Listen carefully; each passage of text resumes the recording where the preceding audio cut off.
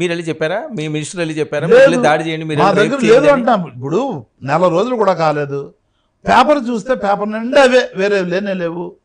ఇంత మా హయాంలో యాదృచ్ఛికంగా ఏదైనా జరిగితే జరగాలేమో, కానీ మీకు చదివి వినిపించినా ఎన్ని జరిగాయో, ఎంత అన్యాయంగా జరుగుతున్నాయంటే ఇవాళ అసలు కంట్రోల్ వీళ్ళు చేయడానికి చూస్తున్నారా లేదంటే నిజంగా వదిలేస్తున్నారా అనేది మీరు చూడండి. అల్లూరి సీతారాం జిల్లా పాడేరు మాదుకొండమ్మ జాతర సందర్భంగా అక్కడ తల్లిదండ్రులతో 6 ఏళ్ల బాలిక సామూహిక అత్యాచారం. ఏది 10న 21 చీరాల మండలం ఈపురపాలెంలో సీతారాంపురం 21 ఏళ్ల మీద యువత మీద దారుణ హత్య. ఏది అత్యాచారం చేసి దారుణ హత్య. ఆ రోజు ఉదయమే ఇంటి నుంచి బయటకు వచ్చింది ఆమె. రైల్వే ట్రాక్ సమీపంలో ఆమె శవమై ఉంది. జూన్ 27 విజయవాడ నగరంలో ప్రేమించానని చెప్పి ఆ కుర్రాడు నడి రోడ్డు మీద నరికేసే కార్యక్రమం బృందావన కాలనీలో. జూన్ 27న అన్నమయ్య జిల్లా నిమ్మనపల్లి మండలం దివిటిపాలెంలో వివాహి దారుణ హత్య.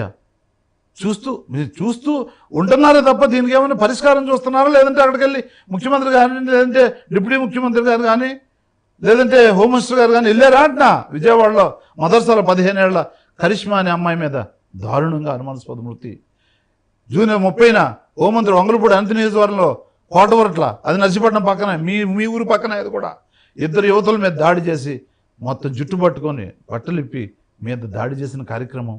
స్థలాలను గురించి వాళ్ళ స్థలాన్ని కబ్జా చేస్తూ ఉంటే అడ్డుకున్నందుకు జరిగిన కార్యక్రమం. జూన్ 30న విశాఖ మధురవాడ మల్లయ్యపాలెంలో 5 ఏళ్ల చిన్నారి పైన 13 ఏళ్ల యువకుడు లైంగిక వేధింపు, మళ్ళీ అదే సేమ్ కార్యక్రమం. జూలై 6న అనకాపల్లి జిల్లా రాంబిల్లి మండలం కొప్పులగూడెంలో దర్శి అనే 14 ఏళ్ల అమ్మాయిని గొంతు కోసి చంపేశాడు సురేష్ అనే కుర్రాడు, బ్రహ్మోన్మాది. దీనికి సమాధానం ఏమైనా వచ్చిందా? తప్పు చేశాను అదే అంటున్నా నేను. మీరు ఏం చేస్తున్నారు?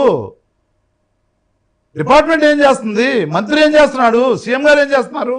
డిప్యూటీ సీఎం గారు ఎవరైనా బాలికల వైపు ఉమ్మన్ వైపు కళ్ళెత్తి చూస్తే తాట తీస్తా, నేనున్నా, నన్ను దాటుకొని వెళ్ళాలన్నాడు. ఎవరు దాటుకుని వెళ్తున్నారు వీళ్ళందరూ?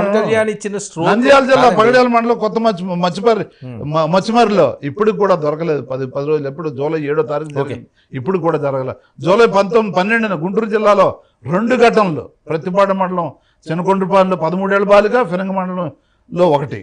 జూలై 15న గుంటూరు జిల్లా చేబ్రోలు మండలం కొత్తరెడ్డిపాలెంలో 12 ఏళ్ల బాలిక అనుమానాస్పది. సంపద సృష్టిస్తానంటారు. ఈ సంపద సృష్టిస్తున్నారు రాష్ట్రానికి. మానభంగాలు, మర్డర్లు, హత్యలు. కాదండి, పవన్ కళ్యాణ్ ఇచ్చిన స్ట్రోక్ ఇంకా సరిపోలేదా వైఎస్ఆర్సీపీకి? 100% స్ట్రైక్ రేటు.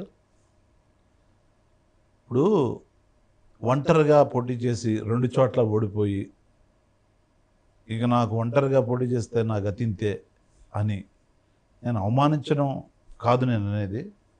నీ శక్తి అది అని చెప్పడానికి, మా శక్తి ఇది అని చెప్పడానికి. జగన్మోహన్ రెడ్డి గారి శక్తి 40% ఒంటరిగా వెళ్ళినా కూడా రాష్ట్రం, దేశంలోనే ఏ పార్టీలకి రానంత ప్రతిపక్ష గట్టి వెళ్ళేవని కాదు కదా, ఎలా విజయం సాధించేవాళ్ళు కావాలి. అవును, ముగ్గురం కలిపి వెళ్ళి నేను దోచుకు తింటానని, ఏదో అధికారమే పరమావధిగా నేను అబద్ధాలు చెప్తాను, నేను బొమ్మలు వేసాను, వాళ్ళు బొమ్మలు వేశారు.